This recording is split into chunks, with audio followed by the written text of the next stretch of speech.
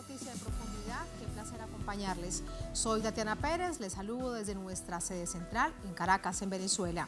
A partir de este momento, en la próxima hora, tenemos 3 temas que son noticia. Aquí están primero desplegados en titulares. En Noticia Colombia, con el cese bilateral del fuego como objetivo principal. Así comenzó este lunes la segunda ronda de diálogos entre el gobierno, el presidente Petro y la guerrilla del ELN en México. ¿Por qué en la historia de conversaciones con esta insurgencia no se llega a acuerdos? ¿Qué diferencia este momento de otros intentos? Vamos a analizarlo.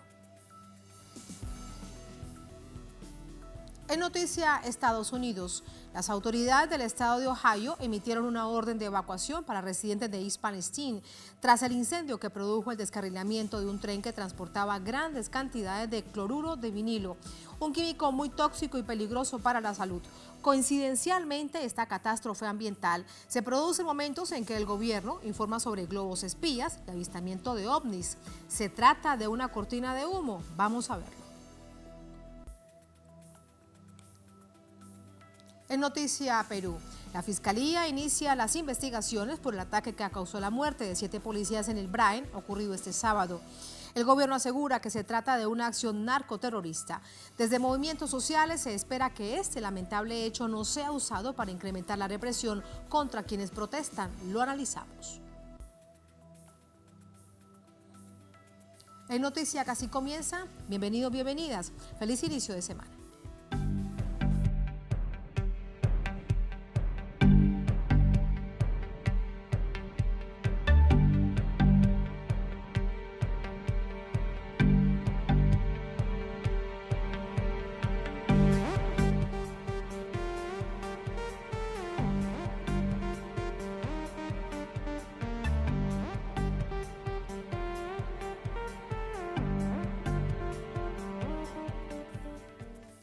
En Noticia Colombia, un nuevo ciclo de diálogo de paz inicia entre el gobierno de Colombia, del presidente Petro, y la insurgencia del ELN, donde hay puntos claves como el cese bilateral del fuego y la participación de la sociedad civil, que cobra gran relevancia en el camino para desescalar el conflicto en territorios que se han visto afectados históricamente por el conflicto y en esta manera de alcanzar la paz total como lo propone el gobierno del presidente Gustavo Petro. Vamos a verlo. La mañana de este lunes 13 de febrero viajaron algunos integrantes de la delegación del gobierno para complementar a los que ya se encontraban en Ciudad de México junto a la del Ejército de Liberación Nacional para dar inicio al segundo ciclo de diálogos y desarrollar la agenda prevista. Presentaremos esa agenda ante el país y la comunidad internacional. Igualmente está en la agenda el cese al fuego y de hostilidades de carácter bilateral, e igualmente la participación de la sociedad colombiana en este proceso de paz.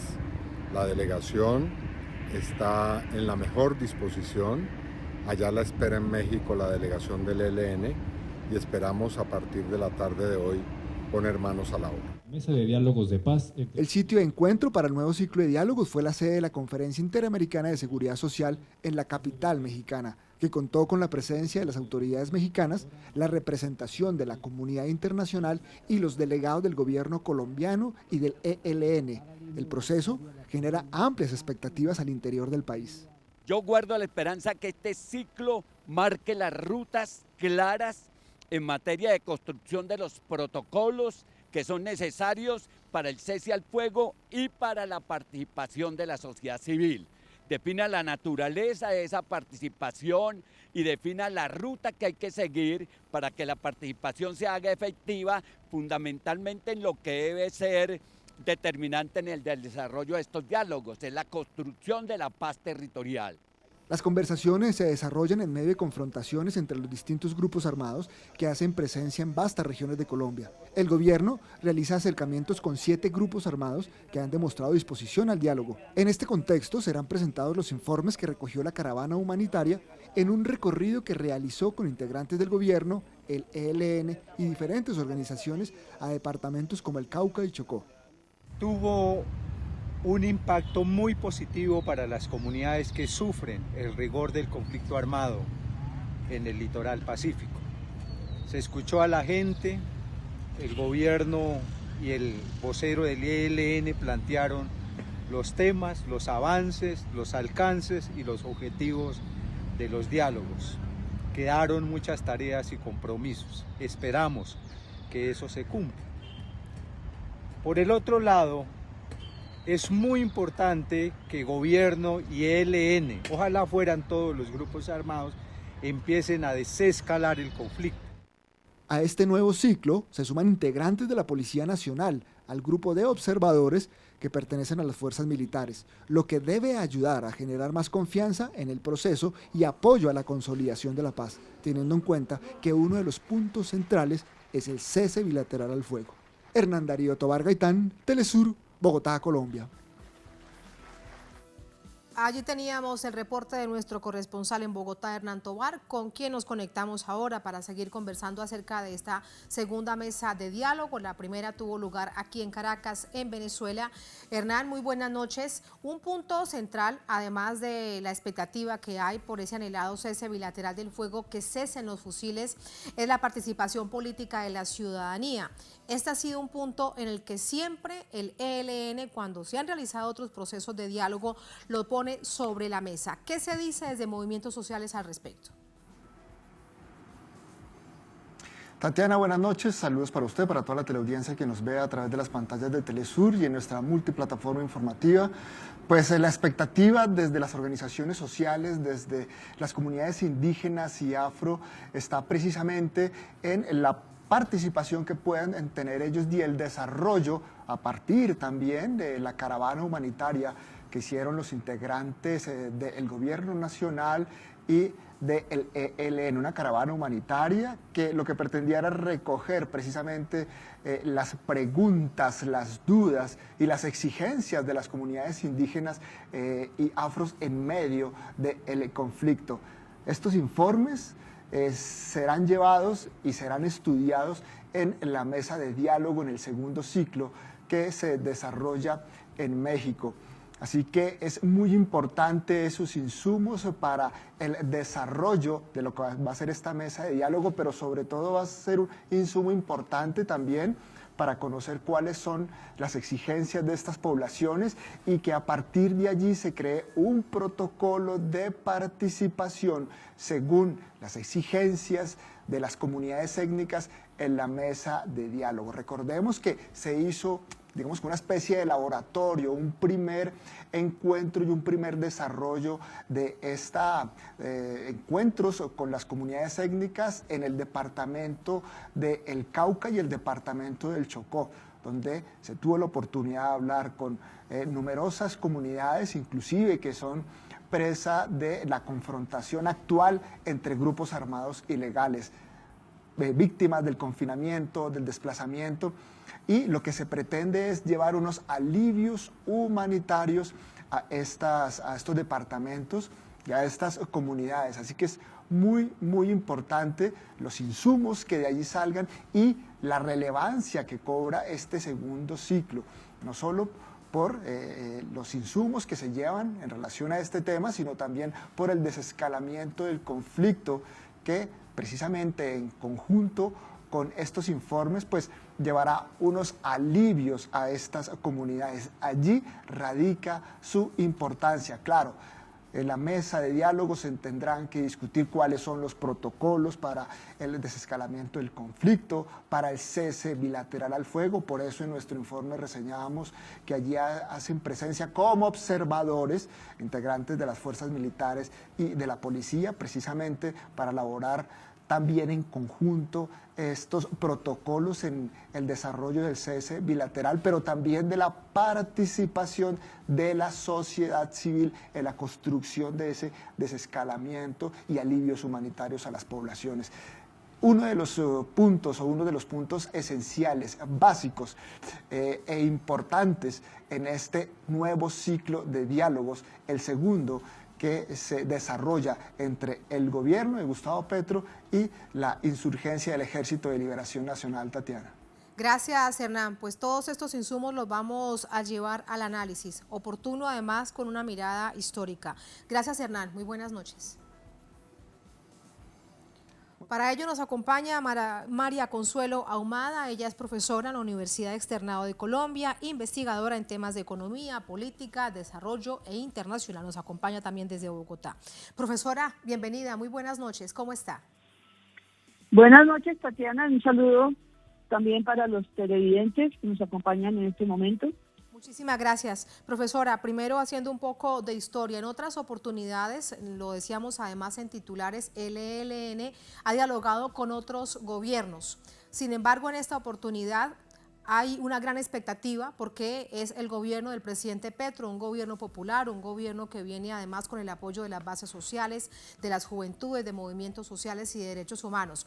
¿Eso realmente puede marcar la diferencia en que avance con éxito y que logre éxito estas conversaciones? ¿Cuál es su análisis? Sí, yo pienso que sí. Definitivamente es importante que el presidente Petro haya puesto como prioridad el lograr la paz total. Dentro de esto, por supuesto, el ELN desempeña un papel fundamental.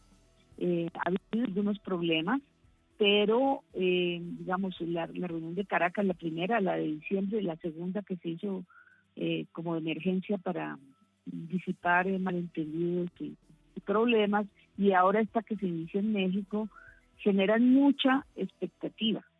Es un proceso muy difícil en el que se ha metido el gobierno, porque pues hablar de paz total no es solamente con el ELN, sino con otros sectores, disidencias, con los cuales el ELN ha tenido y tiene diferencias también. Y eso pues hace que sea más difícil el proceso. Además están el sometimiento a la justicia de todos estos bandas criminales, ¿no? Entonces, es un proyecto muy ambicioso y esperamos que salga adelante. De todas maneras, el gobierno de Petro ha puesto como prioridad lo que pasa en este primer año, porque sabe que en este primer año va a contar con el apoyo del acuerdo nacional, de las fuerzas que lo respaldaron en las elecciones y que lo han respaldado por este tiempo. Y pues es una prioridad, ¿no? Es una prioridad hacerlo y sentar las bases ahora de manera que salga exitoso. El otro punto es que es continuación en muy buena medida del proceso que inició Santos cuando inició el acuerdo con el de paz con las FARC. También desde el 2014 aproximadamente empezó la negociación con el ELN. Esta negociación empezó en Ecuador y fue suspendida después por unos ataques del ELN en el sur del país, pero también por la postura del gobierno de Lenín Moreno. De ahí se traslada a Cuba y viene toda esta situación del rompimiento del acuerdo cuando el ELN se responsabiliza del atentado en la escuela de policía. Y luego viene toda la inculpación a Cuba por parte del gobierno de Duque y de Estados Unidos de que son agentes del terrorismo y todo lo demás. Entonces, con todos los preámbulos malos del pasado, en los que nunca pudo llegarse a un acuerdo ni avanzarse mucho con el ELN, pues las expectativas son importantes, muy altas, ¿no? Por lo menos de sentar las bases. Con los temas del pasado, más de 9 gobiernos con los que el Ejército de Liberación Nacional se sentó a dialogar, unas agendas que marcaban el momento histórico, pero que además siempre han sido transversalizadas por decisiones muy claras del Ejército de Liberación Nacional. ¿Dónde estuvo la gran dificultad para no avanzar o no incluso llegar, ojalá que ahora sea así, a una paz que permita a los territorios en donde hace presencia el ELN realmente tener paz? Mira, creo que lo más importante es, y lo señalan así analistas, es que el ELN es muy distinto por ejemplo, a las FARC. Las FARC están mucho más centralizadas, mucho más organizadas, si se quiere, o decían un mando central. El ELN desde hace tiempo pues viene muy poco organizado, como por lo menos al estilo de las FARC. Entonces es difícil concertar con ellos, hay diferencias entre ellos. Ha habido situaciones que parecen muy críticas, ¿no? Cada vez que el gobierno de Uribe, por ejemplo, desde esa época estaba en problemas, pues el ELN con un ataque, un atentado complicado todavía más las cosas, ¿no? Es decir, yo creo que ellos tienen que entender en este momento, es una oportunidad única para sentar las bases del acuerdo de paz y trabajarlo lentamente si se quiere.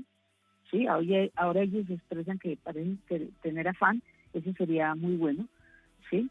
Antes el gobierno era el del afán y pues eso sería muy positivo. Es decir, hay que sentarse y mirar.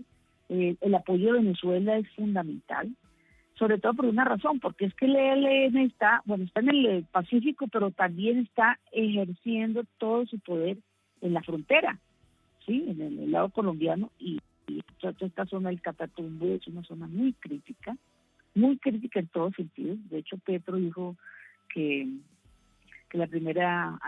hizo la primera asamblea de cocaleros en la zona del Catatumbo, que es una zona marcada por múltiples intereses, múltiples conflictos, y es fundamental, creo que para Colombia, pero también para Venezuela, para la paz territorial, para la paz regional y por supuesto para la paz total, llegar a un acuerdo, a unos mínimos acuerdos que es la base para, implementar medidas que tiendan a la transformación, o que posibiliten la transformación social en estas regiones tan rezagadas y tan violentas.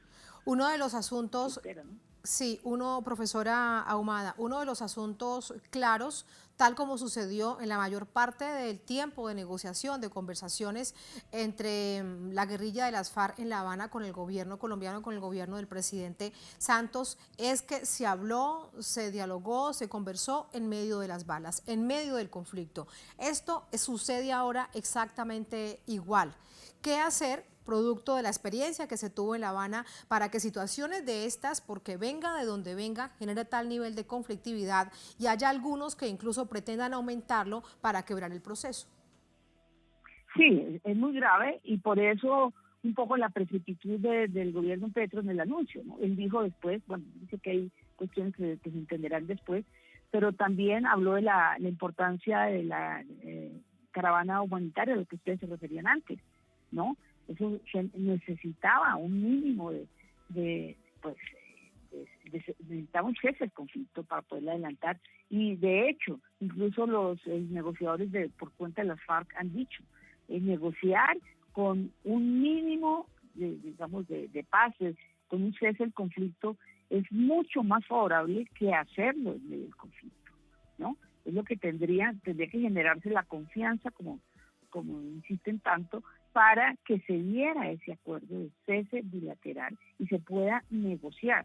Ahora, ¿dónde se va a negociar? Se va a negociar, se ha dicho, se da la posibilidad de negociar en varios países. Ya va en la ronda de Venezuela, en la ronda de México, están también otros latinoamericanos, está Chile, está Cuba de nuevo, está Brasil, sigue Noruega como país garante. Entonces creo que toca hacer un esfuerzo muy grande para sacar adelante. Profesora Ahumada, precisamente aquí permítame preguntarle, ¿qué bondades y qué dificultades le encuentra usted a negociar, a encontrarse en distintas partes de nuestra América Latina? En la anterior experiencia con las FARC y el gobierno del presidente Santos hubo prácticamente 5 años de conversaciones en La Habana, en Cuba. No se movieron de allí ambas delegaciones prácticamente durante todos esos años. ¿Qué significa entonces ahora para este proceso que se dialogue en varios países? Bueno, la negociación con las FARC se inició por un par de reuniones o de rondas en Noruega. Claro, se centró en La Habana y se dieron unas condiciones relativamente favorables en medio de tantas dificultades.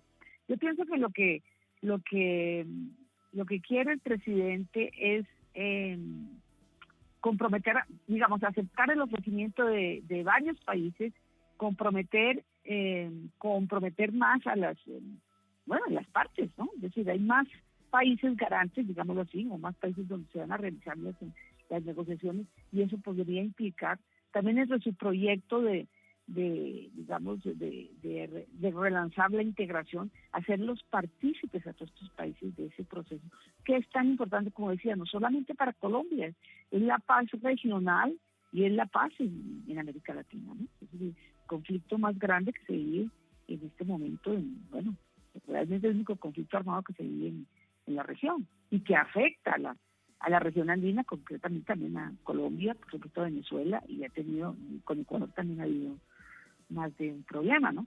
Entonces yo creo que es como una intención de a América Latina en ese contexto comprometerlo, claro, por los ofrecimientos de México, de Chile, y bueno, sí, como construir la paz en medio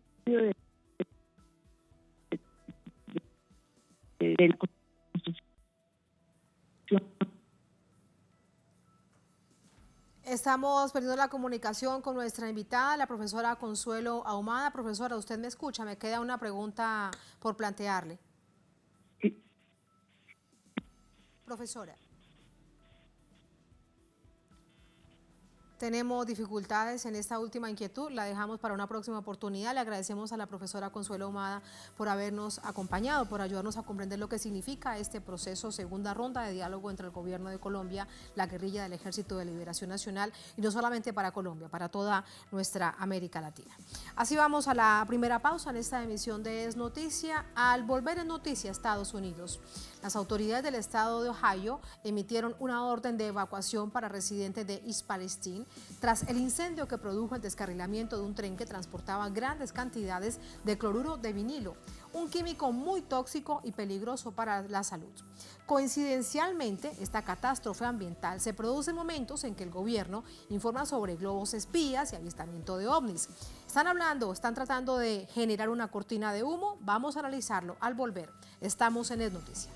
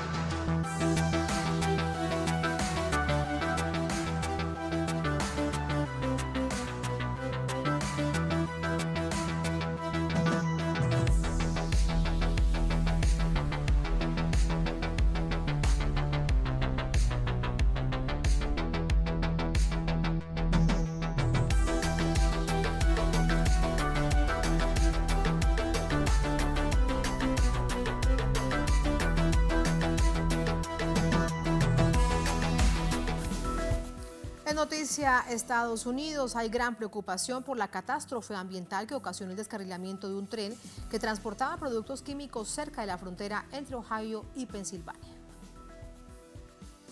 El viernes 3 de febrero, un tren de la empresa ferroviaria Norfolk Southern, que transportaba productos químicos tóxicos desde el estado de Illinois, descarriló en East Palestine, un pueblo cercano a la frontera entre Ohio y Pensilvania, destino final de la carga.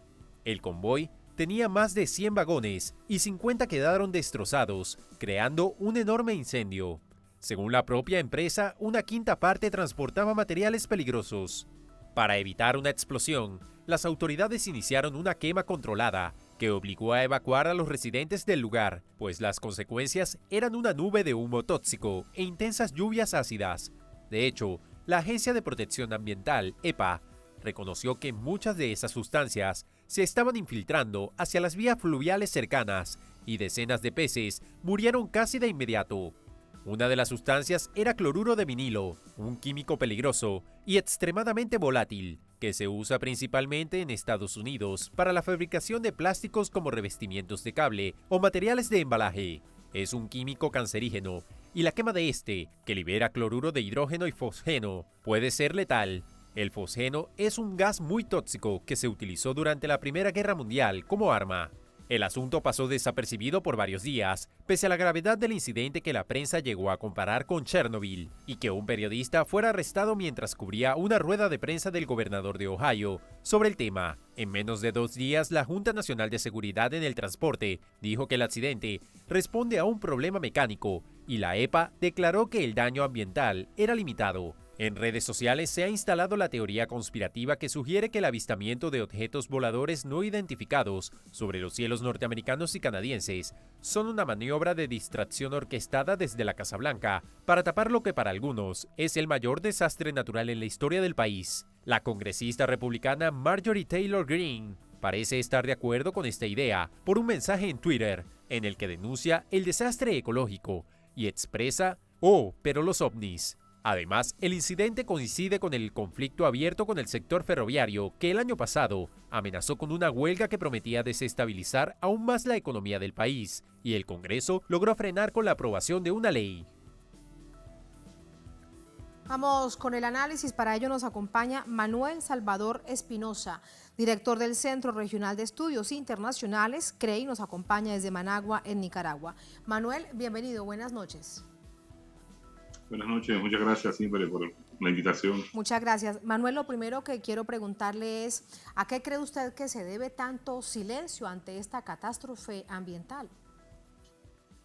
Bueno, sin duda alguna es un problema de seguridad nacional lo que acaba de ocurrir ahí en Ohio, que van a tratar un tanto de enfocarlo solo hacia un problema técnico de transporte. Sin embargo, las consecuencias, que aún es muy temprano para comprender, en materia de vida humana, en materia de desastre ambiental, el desastre ecológico, lo obliga a ellos a cerrarse en un silencio sepulcral, ¿verdad? Y prácticamente el planeta entero coincide en que están tirando maniobras disuasivas para tratar de esconder la magnitud del evento, ¿verdad?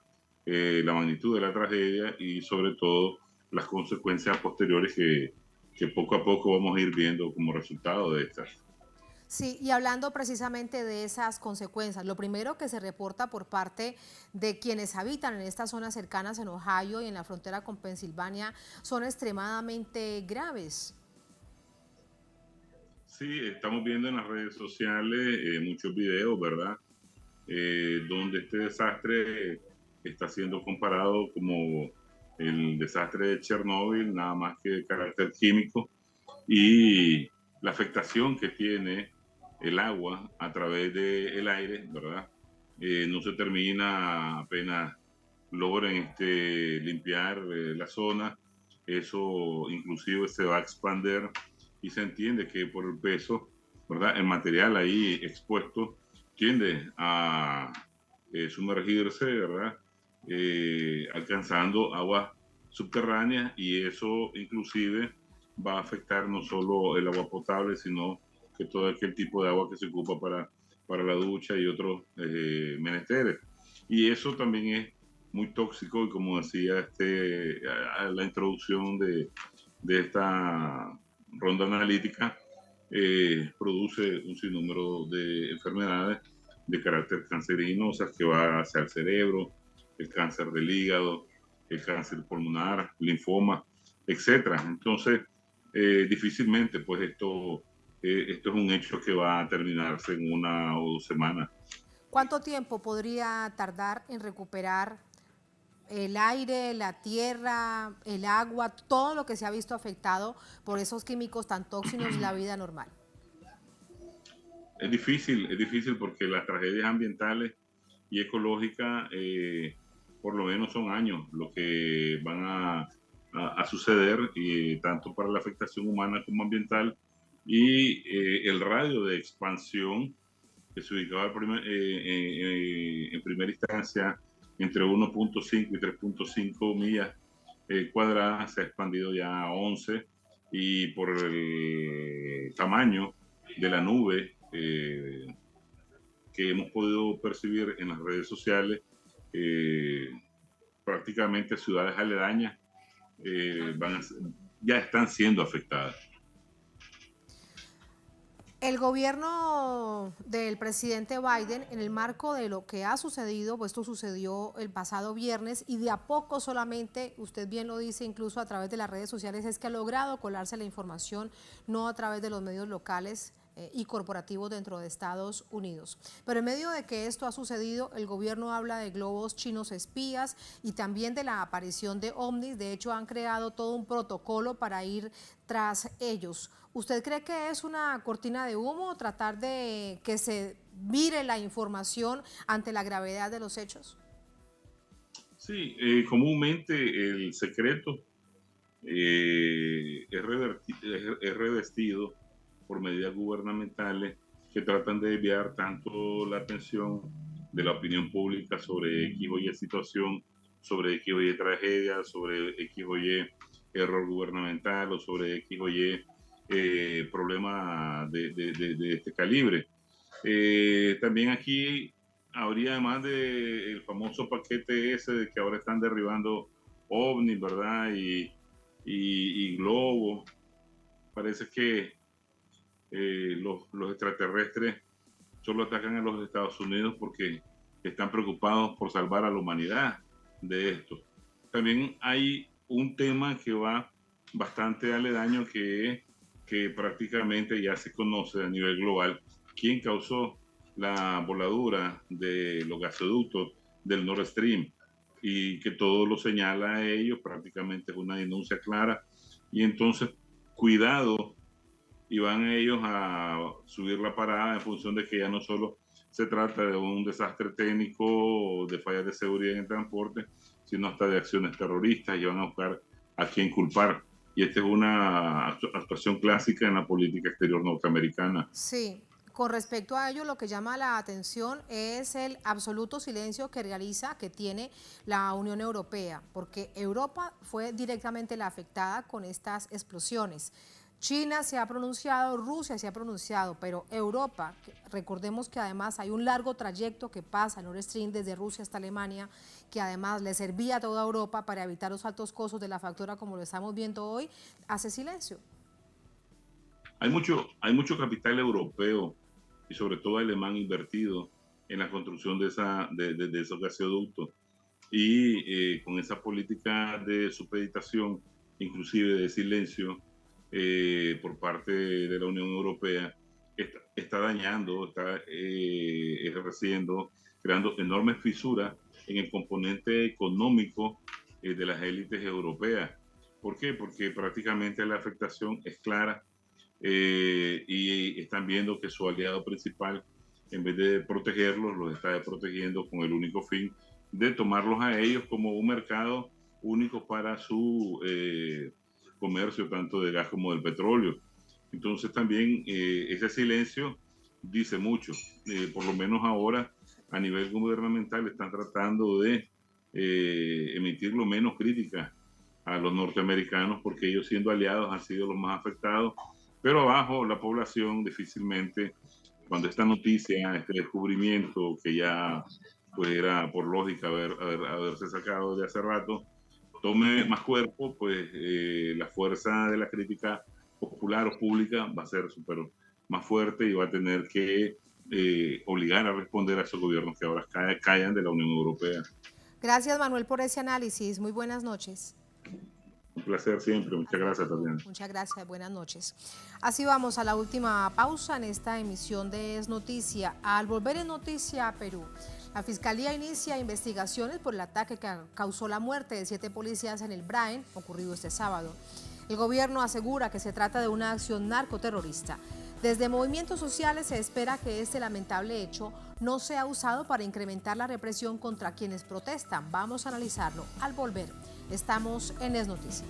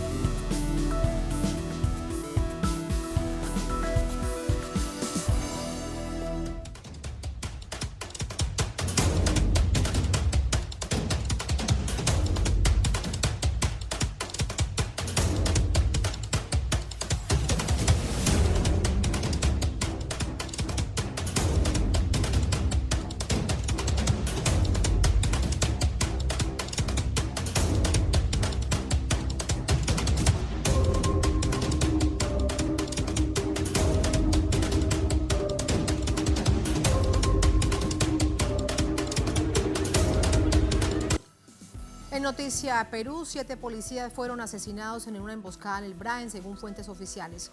Aunque las autoridades no han mencionado a posibles responsables, analistas expertos consideran que existe el temor de que esto sea utilizado como una excusa para aumentar la represión hacia la ciudadanía que pide la renuncia de la presidenta designada Dina Boluarte.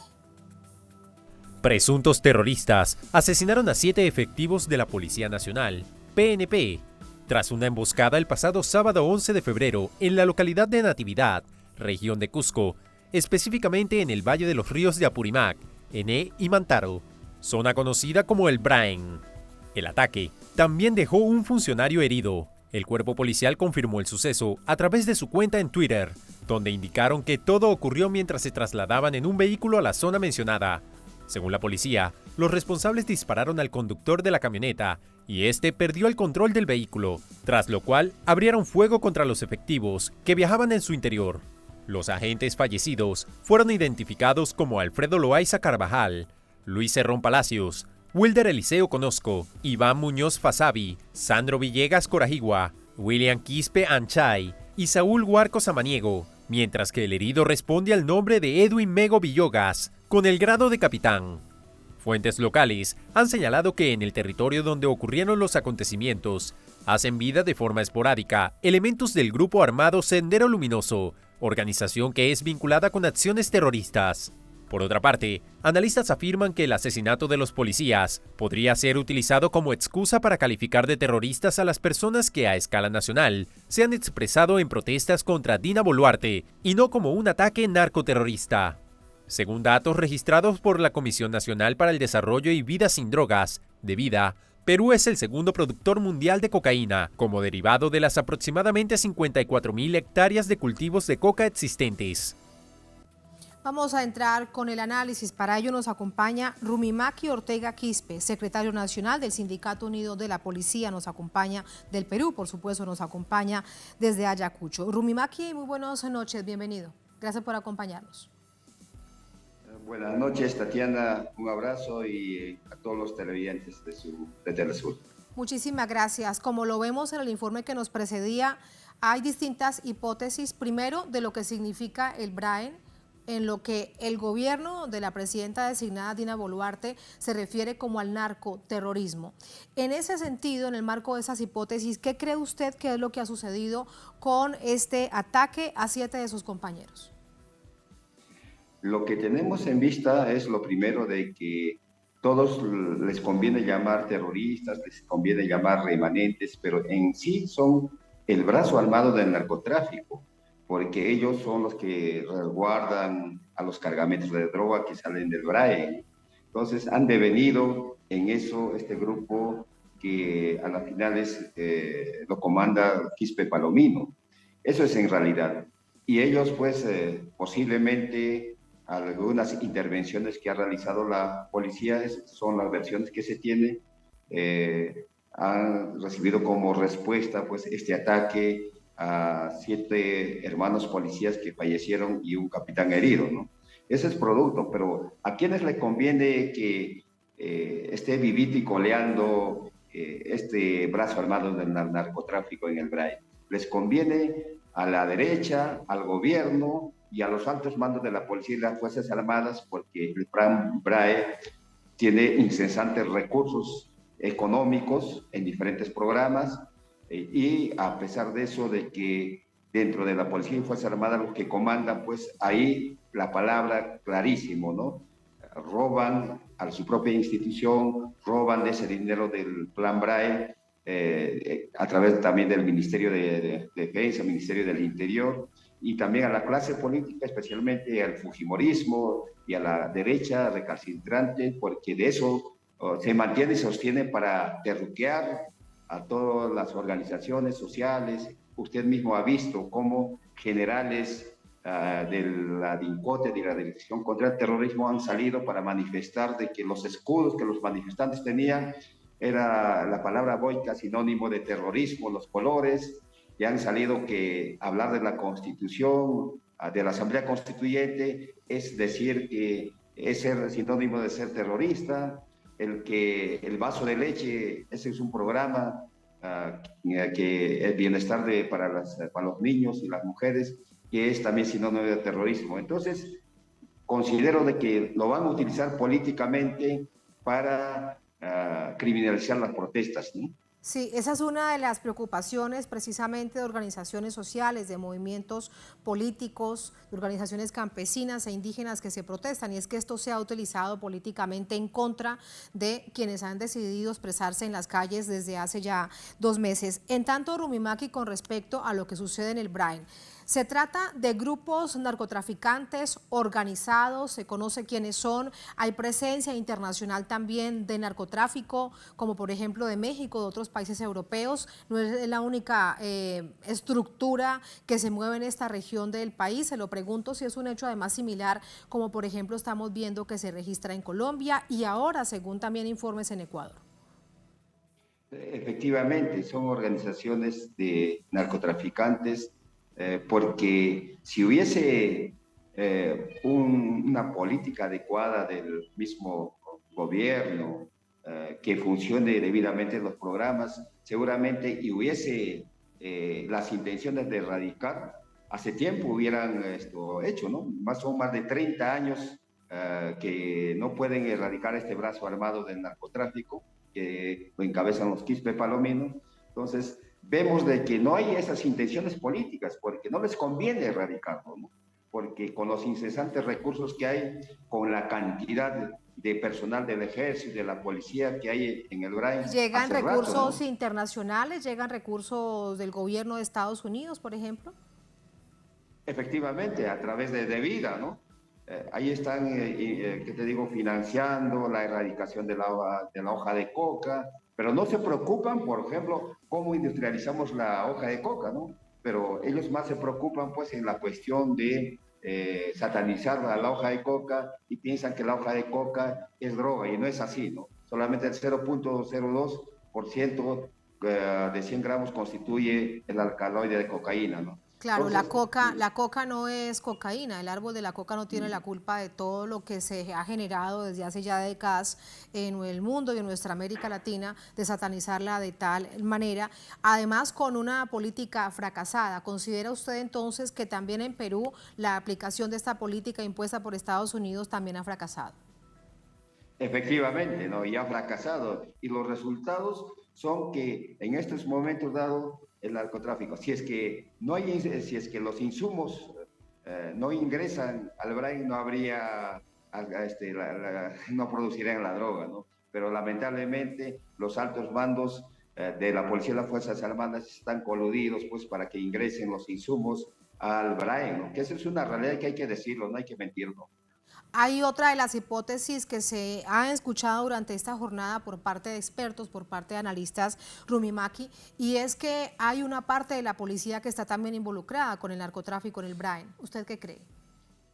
Especialmente los que comandan y administran, pues, esto a nivel de la policía y las Fuerzas Armadas, que algunos de ellos están coludidos, ¿no? Porque si hubiese la voluntad de erradicar, lo hubieran hecho hace tiempo. Y no les conviene erradicar porque a la final se mueve cantidad incesante de recursos económicos, de dinero, como le manifestaba, no solamente el narcotráfico, sino el financiamiento para el BRAE, productos alternativos, etcétera, cantidad de programas, y hasta el momento dado, cuántos años se tiene, por ejemplo, este brazo armado que a los Quispe Palomino viven allá y no pasa nada, ¿no? Si hubiese la voluntad de querer erradicarlo, hace tiempo lo hubieran hecho.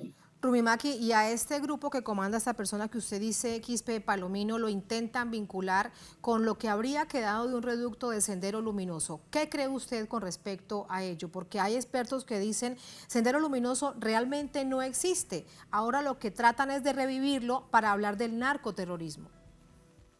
Claro, efectivamente, desde la captura de Vimel Guzmán y posteriormente de otros mandos, a las finales ha sido derrotado militarmente, ¿no? Y eso ha sido a través, pues, de las comités de autodefensa, con apoyo de la policía y las Fuerzas Armadas. Entonces, en realidad, ellos han sido derrotados militarmente. Y lo que quieren levantar es el cuco, pues, de que sigue existiendo el terrorismo a través de los Quispe Palomino, porque el Quispe Palomino han perdido el rumbo político, ¿no? porque a las finales han devenido en el brazo armado del narcotráfico acá en el Brain, acá en el Perú. Rumimaki, ¿cuánto hay de cultivo que usted conozca en el Brain que está confirmado que tiene los cultivos de hoja de coca en el Brain? Mira, exactamente no lo tengo las cifras, pero ahí ido incrementando, ¿no? Pero todo por una necesidad, porque el trabajador campesino, ¿no? La único sostén que tiene es la hoja de coca, porque los productos alternativos no funcionan en allá, no funcionan, porque no hay una política adecuada de los gobiernos y de este gobierno peor aún, ¿no? O sea, no hay una voluntad política de poder solucionar la pobreza, la desigualdad en esa zona, la presencia del propio Estado, no hay esa voluntad, por el contrario, ¿no? Si esos programas existen es para lucrar y la corrupción es incesante en esa zona. Eso es parte de lo que bien conocemos en otras partes también, lamentablemente, de nuestra América Latina, y es que se usa el cultivo, por ejemplo, y se cultiva además la hoja de coca para de allí sacar cocaína como un asunto literalmente de supervivencia. En este contexto, para despedirlo, Rumimaki, la gente en el Brain, ¿qué dice con respecto a todo lo que está sucediendo en el país? Más de 2 meses de movilizaciones, un golpe de Estado al presidente Pedro Castillo, exigencia de que se vaya el Congreso, de que se llame a elecciones rápidamente, que sean este 2023, que además se convoque a una asamblea constituyente. ¿Comparten esta idea aquellas personas que se encuentran allá en ese Perú profundo? Sí, efectivamente, creo que eso se ha generalizado en todo el país y está exigiendo que la clase política defedrada, corrupta de nuestro país deje de gobernar, ¿no? Porque tanto el Ejecutivo y el Legislativo no quieren irse, tanto el Congreso no quiere aprobar las elecciones que se tengan que venir, tampoco Dina Boluarte tampoco quiere renunciar, pero tenemos muertos, más de 55 civiles muertos, ahora tenemos a policías también muertos en este acto criminal del brazo armado del narcotráfico, y vemos que hay enfrentamiento entre los uniformados con la población civil, y los resultados pasan por una solución política en nuestro país, y la población está exigiendo esos grandes cambios. El pueblo no está exigiendo un puente o algunas mejoras, ¿no? Sino está pidiendo que haya cambios estructurales en nuestro país. Inclusive están pidiendo que haya otro tipo de policía y otro tipo de fuerzas armadas, porque tal como está, tienen un descrédito tremendo, y lo que quieren es una policía democrática que defienda los derechos humanos, que aplique correctamente la ley, esté al servicio del pueblo y rinda cuentas, ¿no? Eso es lo que están buscando. Sí, y usted en particular, que es parte además de la policía como secretario nacional del Sindicato Unido de la Policía del Perú, Rumimaki, ¿cómo observa precisamente esto que vemos de manera diaria, la represión en contra de la población civil? Un hecho claro, y es que se violan normas internacionales. Las bombas lacrimógenas, que no deberían existir, pero que se usan, deberían ser lanzadas a los pies y siguen siendo lanzadas. Recordamos además escenas de Chile, allí en el Perú, en las calles en Lima y en otras partes, lanzadas al rostro de los manifestantes. Hay veces tengo que tener vergüenza de varios colegas míos, y más aún todavía que lo han politizado la policía y las Fuerzas Armadas en el país. Y están a órdenes, los altos mandos de las Fuerzas Armadas lo han politizado y están a órdenes de ellos. Y para que repriman así, hay órdenes políticas, como en el caso de Ayacucho, ya a través de IDL Reporteros se ha determinado que efectivamente el ejército, y nosotros lo manifestábamos, que habían disparado a quemarropa con armamentos de guerra, que es el Galil, ¿no? Y eso ha sido, ya hay pruebas contundentes, y sabemos muy bien de que a las finales los hermanos policías van a ser procesados y seguramente sentenciados, pero la parte política los abandonan, ¿no? Y se limpian así sus manos y dejan pues a su suerte, ¿no? Por eso nosotros hemos hecho varios llamados de que los policías tengan que ponerse al lado del pueblo y no estén reprimiendo, porque las consecuencias van a venir posteriormente, ¿no? Porque se individualizan las penalidades y nuestro país está viviendo una crisis tremenda. Rumimaki, y en algunos departamentos, en algunas regiones, los policías los han atendido, comprenden la gravedad de lo que está pasando, que esta doctrina del enemigo interno contra la población civil pues trae gravísimas consecuencias. Sí, efectivamente, en varios lugares incluso ha habido suboficiales especialmente que se han retirado, han renunciado a la policía. Otros han desobedecido órdenes para no reprimir a su propio pueblo, ¿no? Porque en este momento dado hay un sector de policías que están poniéndose al lado del pueblo y son conscientes de lo que está viviéndose en el país, y que el enfrentarse contra la población no es la solución, tampoco es la represión ni las muertes. La solución es política, y este Congreso, como también el Ejecutivo a través de Dina Boluarte y su premier Otárola, no quieren ceder. Entonces considero de que esto va a persistir, porque el pueblo no va a dar su brazo a torcer, considero, porque tenemos contacto también con varias organizaciones, y considero que la unidad que se tenga que dar con los sectores más progresistas, más conscientes, como es el Sindicato Unido de la Policía del Perú, tengamos que nosotros orientarnos a esos cambios estructurales que reclama el pueblo peruano. Muchísimas gracias por ese testimonio, por esta reflexión, Rumimaki. Muy buenas noches. Muchas gracias. Muy agradecido, buenas noches. Hasta luego, muchas gracias. Gracias a ustedes por habernos acompañado. Ponemos punto final a esta emisión de noticias. Será hasta mañana. Sigan con nosotros.